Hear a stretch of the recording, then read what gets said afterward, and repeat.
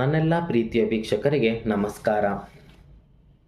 ಯಾರೆಲ್ಲ ಹೊಸಬರಾಗಿ ಬಂದಿದ್ದೀರಾ ನಮ್ಮ ಚಾನಲ್ಗೆ ದಯವಿಟ್ಟು ಸಬ್ಸ್ಕ್ರೈಬ್ ಮಾಡಿ, ಪಕ್ಕದಲ್ಲಿರುವ ಬೆಲ್ ಐಕಾನ್ ಒತ್ತಿ.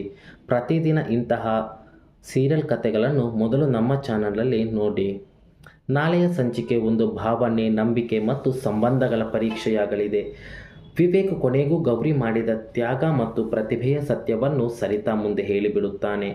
ಅಮ್ಮ, ನಿಜ ಹೇಳಬೇಕೆಂದರೆ ಗೌರಿ ಆ ಡಿಸೈನ್ ಮಾಡದೇ ಇದ್ದಿದ್ದರೆ ಈ ದೊಡ್ಡ ಪ್ರಾಜೆಕ್ಟ್ ನಮಗೆ ಸಿಗುತ್ತಿರಲಿಲ್ಲ. ಇಂದು ನಮ್ಮ ಕಂಪನಿಗೆ ಹೆಸರು ಬಂದಿದೆ ಅಂದರೆ ಅದರ ಹಿಂದೆ ಗೌರಿಯ ಶ್ರಮ ಮತ್ತು ಅವಳ ಅದ್ಭುತ ಪ್ರತಿಭೆ ಇದೆ ಎಂದು ಹೆಮ್ಮೆಯಿಂದ ಹೇಳುತ್ತಾನೆ. ಮೊದಲಿಗೆ ಸರಿತಾಳ ಮನಸ್ಸಿಗೆ ಬೇಸರವಾದರೂ ನಂತರ ಮಗನ ಮಾತು ಕೇಳಿದ ಅವಳ ಮನಸ್ಸು ನಿಧಾನವಾಗಿ ಬದಲಾಗುತ್ತದೆ.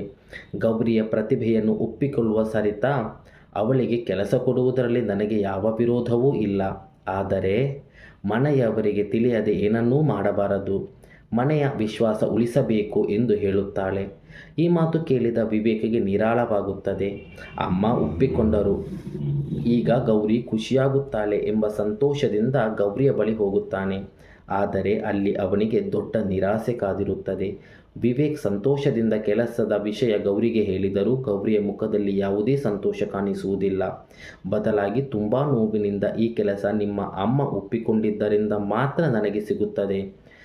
ಒಂದು ದಿನ ಅವರು ಬೇಡ ಎಂದರೆ ನಾನು ಮತ್ತೆ ಅವಮಾನ ಅನುಭವಿಸಬೇಕಾಗುತ್ತದೆ. ಅಂತಹ ಬದುಕು ನನಗೆ ಬೇಡ. ನನ್ನ ಮನಸ್ಸಿಗೆ ಮತ್ತೆ ನೋವಾಗುವುದನ್ನು ನಾನು ಸಹಿಸಲಾರೆ. ಆದ್ದರಿಂದ ಈ ಕೆಲಸವನ್ನು ನಾನು ಸ್ವೀಕರಿಸುವುದಿಲ್ಲ ಎಂದು ಹೇಳುತ್ತಾಳೆ. ಗೌರಿಯ ಈ ಮಾತು ಕೇಳಿದ ವಿವೇಕ್ ಎಷ್ಟೇ ಸಮಾಧಾನ ಮಾಡಿದರೂ ನಾನು ಅಮ್ಮನ ಜೊತೆ ಮಾತನಾಡುತ್ತೇನೆ, ನಿನಗೆ ಯಾವುದೇ ಅನ್ಯಾಯ ಆಗಲು ಬಿಡುವುದಿಲ್ಲ ಎಂದು ಮನವೊಲಿಸಲು ಪ್ರಯತ್ನಿಸಿದರೂ ಗೌರಿ ತನ್ನ ನಿರ್ಧಾರದಿಂದ ಹಿಂದೆ ಸರಿಯುವುದಿಲ್ಲ. ಅವಳ ಆತ್ಮಗೌರವದ ಮುಂದೆ ಕೆಲಸವೂ ಚಿಕ್ಕದಾಗಿ ಕಾಣುತ್ತದೆ. ಇದೇ ದೃಶ್ಯ ನಾಳೆಯ ಸಂಚಿಕೆಯಲ್ಲಿ ವೀಕ್ಷಕರ ಮನಸ್ಸನ್ನು ಭಾವುಕರನ್ನಾಗಿಸುತ್ತದೆ. ಇನ್ನೊಂದು ಕಡೆ ಮೋನಿಕಾ ಮತ್ತು ಅನಿಕೇತ್ ಹೊಸ ಸಂಚು ರೂಪಿಸುತ್ತಿರುತ್ತಾರೆ. ಗೌರಿಗೆ ಅವಮಾನವಾಗುವಂತೆ ಸರಿತಾಳಿಗೆ ಹಣದ ವಿಷಯ ಹೇಳಿದ್ದು ಮೋನಿಕಾಳೆ ಎಂದು ಅನಿಕೇತ್ ಹೊಗಳುತ್ತಾನೆ. ಇಬ್ಬರೂ ಸೇರಿ ಗೌರಿಗೆ ಈ ಮನೆಯಲ್ಲಿ ಗೌರವ ಸಿಗಬಾರದು ಎಂದು ಯೋಜನೆ ರೂಪಿಸುತ್ತಾರೆ. ಆದರೆ ಮೋನಿಕಾಳ ಮನಸ್ಸಿನಲ್ಲಿ ಇನ್ನೊಂದು ಆಸೆಯೂ ಇರುತ್ತದೆ, ಅನಿಕೇತ್ ಜೊತೆ ತನ್ನ ಸಂಸಾರ ಆರಂಭವಾಗಬೇಕು ಎಂಬ ಕನಸು. ಆ ರಾತ್ರಿ ಅನಿರೀಕ್ಷಿತ ಘಟನೆ ನಡೆಯುತ್ತದೆ. ಬೆಳಿಗ್ಗೆ ಎದ್ದ ಅನಿಕೇತ್ ಭಯದಿಂದ ನಡುಗುತ್ತಾನೆ. ನಿನ್ನೆ ರಾತ್ರಿ ಏನಾಯಿತು ಎಂಬುದೇ ನನಗೆ ನೆನಪಿಲ್ಲ, ಅಪ್ಪಿತಪ್ಪಿ ದೊಡ್ಡ ತಪ್ಪು ಆಗಿಬಿಟ್ಟಿದೆಯೇ ಎಂದು ಕಂಗಾಲಾಗುತ್ತಾನೆ. ಆದರೆ ಮೋನಿಕಾ ಮಾತ್ರ ನನ್ನ ಕನಸು ನನಸಾಗಿದೆ ಎಂಬ ಸಂತೋಷದಲ್ಲಿ ತೇಲುತ್ತಾಳೆ. ಅದೇ ಸಮಯದಲ್ಲಿ ಚಂಚಲ ಅಲ್ಲಿಗೆ ಬಂದು ಅನಿಕೇತನ್ನು ಪ್ರಶ್ನಿಸುತ್ತಾಳೆ. ನೀನು ಮೋನಿಕಾಳ ಬಲೆಗೆ ಬಿದ್ದೆಯಾ ಎಂದು ಕೋಪದಿಂದ ಕೇಳಿದಾಗ ಅನಿಕೇತ್ ಉತ್ತರ ಕೊಡಲು ತಡವರಿಸುತ್ತಾನೆ. ಚಂಚಲನ ಕೋಪ ಮತ್ತಷ್ಟು ಹೆಚ್ಚಾಗುತ್ತದೆ.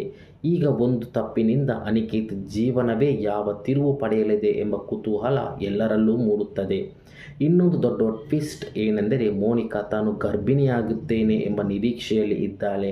ಆದರೆ ಇಷ್ಟು ದಿನ ಅವಳು ಗರ್ಭಿಣಿಯೇ ಅಲ್ಲ ಎನ್ನುವ ಸತ್ಯ ಮನೆಯವರಿಗೆ ಗೊತ್ತಾದರೆ ಗೌರಿಯ ಬದುಕಿನಲ್ಲಿ ಮತ್ತೊಂದು ದೊಡ್ಡ ಬದಲಾವಣೆ ಆಗುತ್ತದೆಯಾ?